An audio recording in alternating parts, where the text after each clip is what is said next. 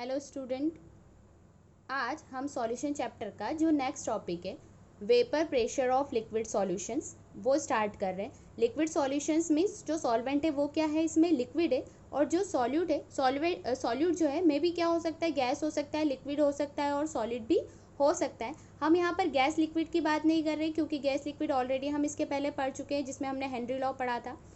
आज हम पढ़ने वाले हैं लिक्विड लिक्विड सॉल्यूशंस के वेपर प्रेशर के बारे में। एक और यहाँ पर सॉल्यूशन है liquid solution, that is solid in liquid, जिसको हम हमारे नेक्स्ट लेक्चर में पढ़ेंगे। आज हम पढ़ने वाले हैं vapour pressure of liquid liquid solutions. जो लिक्विड लिक्विड सॉल्यूशंस की यदि बात करें तो जनरली जो सॉल्वेंट होते हैं वो कैसे नेचर के होते हैं, वोलेटाइल नेचर के होते हैं।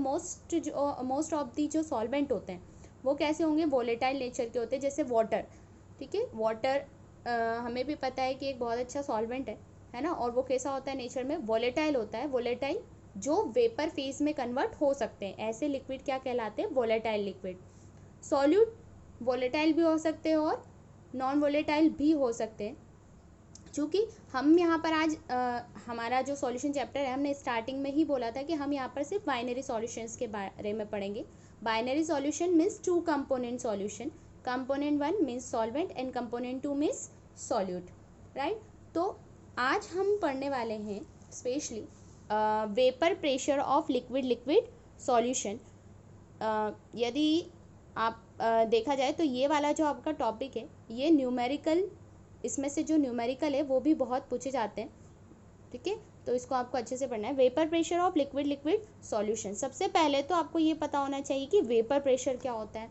वेपर प्रेशर क्या होता है, यदि इसको हम समझें तो वेपर प्रेशर के लिए हमने क्या लिया, एक वेसल लिया, इसको क्या कर दिया, हमने बंद कर दिया है, ठीक है, बंद कर दिया, क्लोज वेसल हो गया।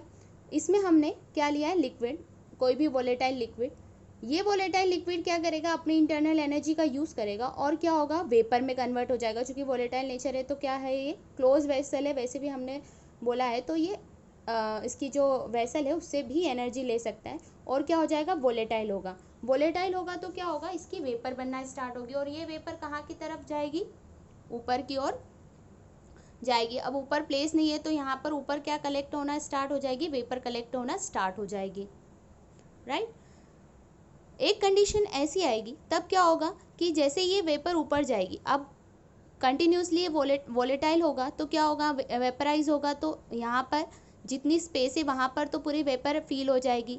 एक कंडीशन ऐसी आएगी कि जो ये वेपर है ये जब यहाँ पर टकराएगी तो वापस से कंडेंस होकर किस में कन्वर्ट हो जाएगी, लिक्विड में, ठीक है। मतलब कि जो लिक्विड है वो वेपराइज होकर ऊपर जा रहे हैं और जो ऑलरेडी ऊपर वेपर्स हैं वो कंडेंस होकर क्या हो रही है, वापस से नीचे आ रहे हैं, ठीक है। तो इस कंडीशन को हम बोलते हैं इक्विलिब्रियम कंडीशन। इक्विलिब्रियम कंडीशन कब, स्टार्टिंग में इनिशियली तो क्या हो रहा है, इनिशियली सिर्फ लिक्विड के पार्टिकल ही ऊपर जा रहे हैं, ऊपर से कुछ नीचे नहीं है, सिर्फ क्या हो रहे हैं, ऊपर नीचे से पार्टिकल क्या जा रहे हैं, ऊपर जा रहे हैं, वेपोराइज हो रहे हैं। लेकिन कुछ समय के बाद क्या होगा कि जितने पार्टिकल ऊपर जा रहे हैं उतने ही वापस कंडेंस होकर क्या आ रहे हैं, नीचे भी आ रहे हैं। उस स्टेज को हम बोलेंगे इक्विलिब्रियम स्टेज। इक्विलिब्रियम स्टेज पर क्या होगा, जो आपका rate of evaporation equals to क्या हो जाएगा, आपका rate of condensation. Rate of evaporation equals to rate of condensation means जितने इवेपर होकर पार्टिकल ऊपर जाएंगे उतने ही कंडेंस होकर पार्टिकल क्या आ जाएंगे, नीचे आ जाएंगे। उस समय जो ये वेपर्स है उस सॉल्यूशन पर एक तरह का प्रेशर अप्लाई करती है, ठीक है, और वो प्रेशर कहलाता है क्या, उसका वेपर प्रेशर। क्या कहलाएगा, उसका वेपर प्रेशर। इसी लिक्विड की वेपर बनना और उस वेपर के through at the equilibrium stage एक प्रेशर अप्लाई करना क्या कहलाता है, वेपर प्रेशर। कब, जब rate of evaporation and rate of condensation mean at the equilibrium जो प्रेशर अप्लाई होगा वेपर के थ्रू लिक्विड पर वो क्या कहलाएगा, उसका वेपर प्रेशर। क्लियर है। तो vapour pressure of liquid liquid solutions इस वेपर प्रेशर को, चूंकि ये तो एक ही लिक्विड की बात की, यदि हम यहाँ पर सॉल्यूशंस की बात करें तो सॉल्यूशंस में क्या है, 2 कंपोनेंट है और वो दोनों ही कंपोनेंट्स क्या है, यदि वोलेटाइल है तो यहाँ पर जो प्रेशर क्रिएट होगा उन दोनों की वजह से होगा। ठीक है, तो सॉल्यूशंस के वेपर प्रेशर को समझने के लिए राउल्ट ने अपना एक लॉ दिया था, इज कॉल्ड राउल्ट्स लॉ।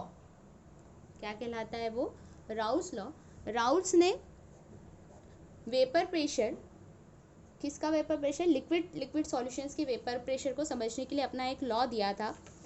क्या था वो law, for a solution of a volatile liquid, किनके लिए दिया था, ऐसे सॉल्यूशन जिसमें क्या हो, वोलेटाइल लिक्विड हो, उनके लिए अपना लॉ दिया था। The partial vapour pressure of each component, that is the 2 component in the binary solution, right? So the partial vapor pressure of each components of the solution is directly proportional to its mole fraction present in the solution.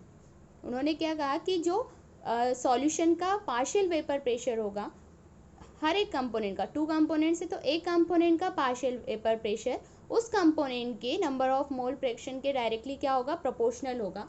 कैसे proportional होगा, यहाँ पर देखिए हमने क्या कहा कि जितने पार्टिकल क्या जा रहे हैं, ऊपर जा रहे हैं, यदि एक पार्टिकल ऊपर जा रहा है तो एक पार्टिकल कंडेंस होकर क्या होगा, नीचे आएगा, फिर एक पार्टिकल ऊपर जा रहा है, फिर एक पार्टिकल नीचे आ रहा है। मीन्स जितने नंबर ऑफ पार्टिकल क्या हो रहे हैं, वेपराइज हो रहे हैं, उतने ही नंबर ऑफ पार्टिकल क्या आ रहे हैं, नीचे आ रहे हैं, राइट। तो यहाँ पर जो पार्टिकल्स का नंबर है उसको हम क्या बोल रहे हैं, मोल फ्रैक्शन।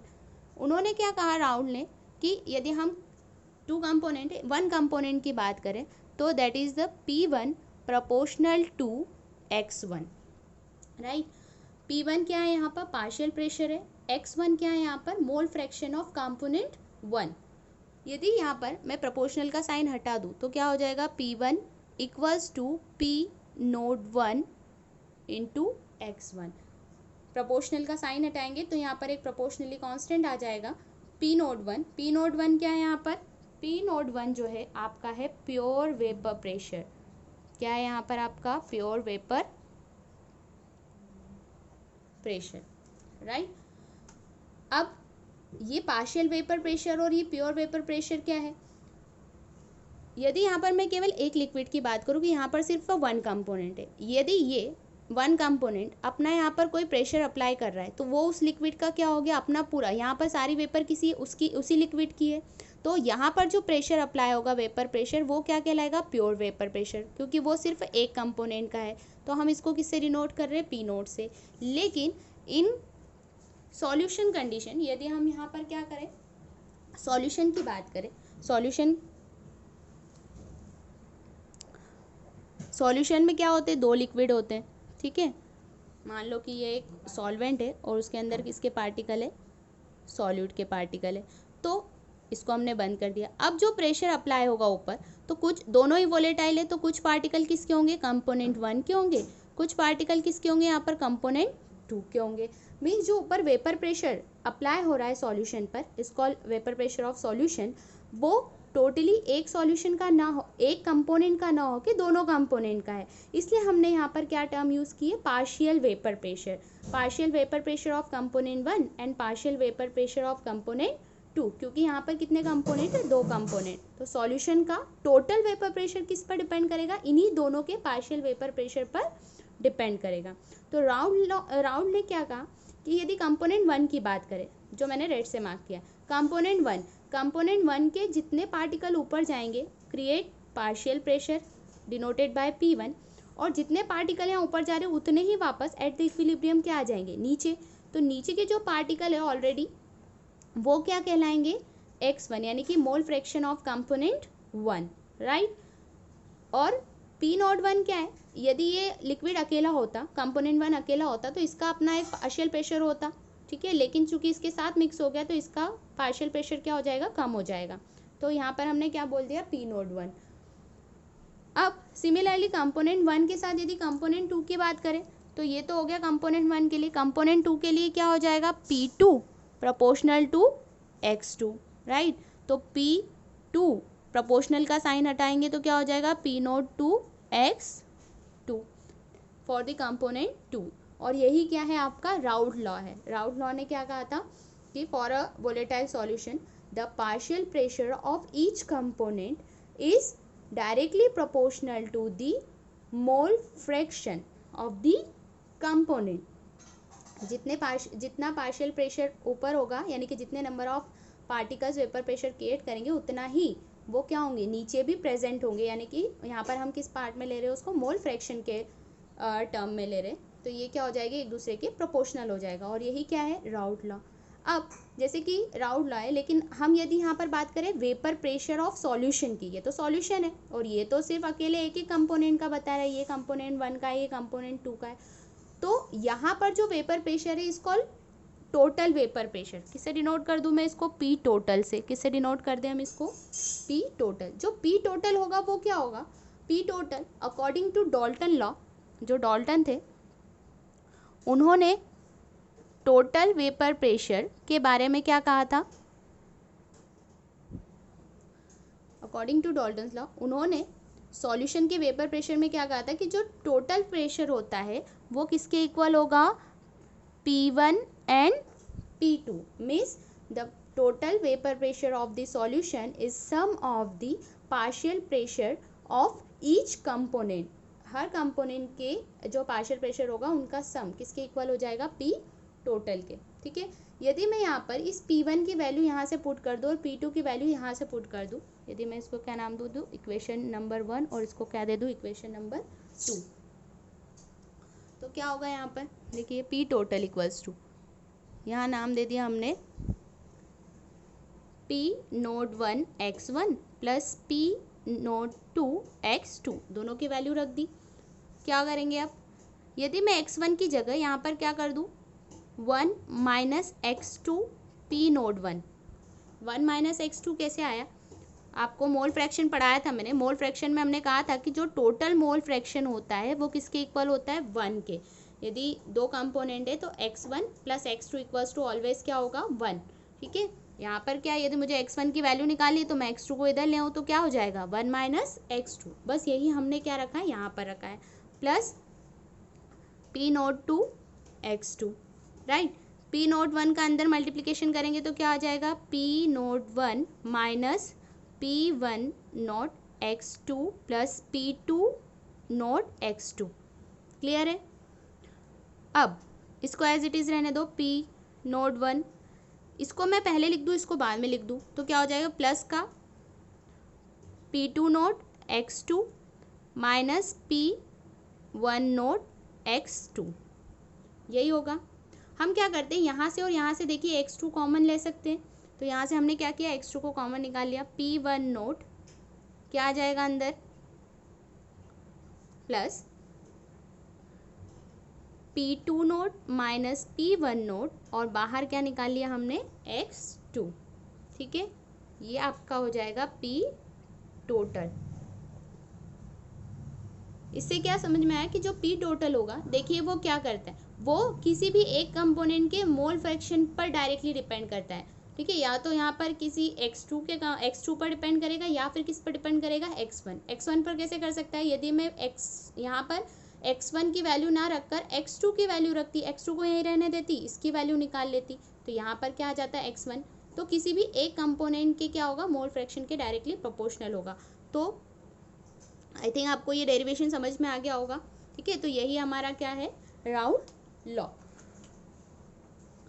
ठीक है, इसको यहाँ पर आप देख सकते हैं, हमने क्या किया, राउट लॉ समझ लिया है ना। फिर यही डेरिवेशन है, P naught 1 x1 P naught 2 x2।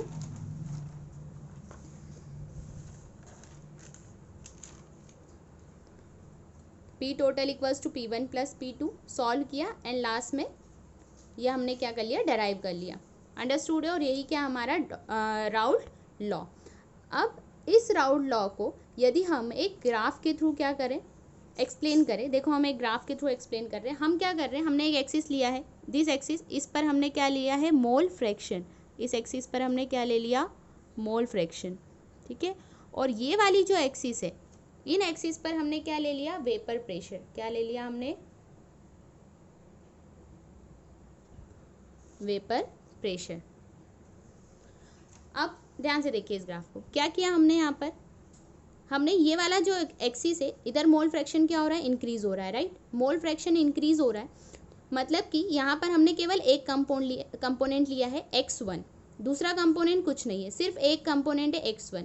तो ऑब्वियसली यहाँ पर वो प्योर फॉर्म में अकेला है, तो इसका जो वेपर प्रेशर होगा वो क्या हो जाएगा, P01, that is the pure vapour pressure of component 1, right. लेकिन जैसे जैसे हम आगे बढ़ रहे हैं, हम इसमें क्या ऐड करते जा रहे हैं, कंपोनेंट 2 ऐड कर रहे हैं।